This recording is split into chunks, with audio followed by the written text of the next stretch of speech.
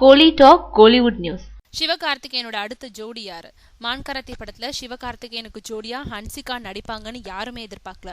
ஆனா அது நடந்துச்சு. அதோடு இப்போ அவரோட மார்க்கெட்டும் எகிரி நிக்கிறதுனால இனிமே புதுமுக நடிகைகள் வளர்ந்து வரும் ஹீரோயினிகளோட ஜோடி சேரதில்லைன்ற பாலிசியை கடைபிடிக்க தொடங்கியிருக்காரு சிவகார்த்திகேயன்.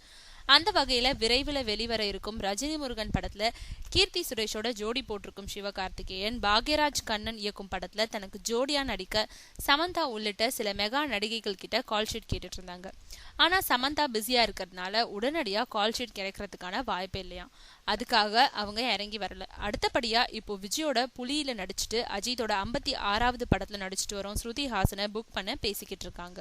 ஸ்ருதி ஹாசன் சமந்தாவை விடவும் பிஸியான நடிகைன்ற போதும் துண்டு துண்டா கால் ஷீட் கொடுத்தாலும் போதும்னு அவங்க கேட்டுக்கின்றதுனால யோசிச்சு சொல்றதா கால அவகாசம் கேட்டிருக்காங்களாம்.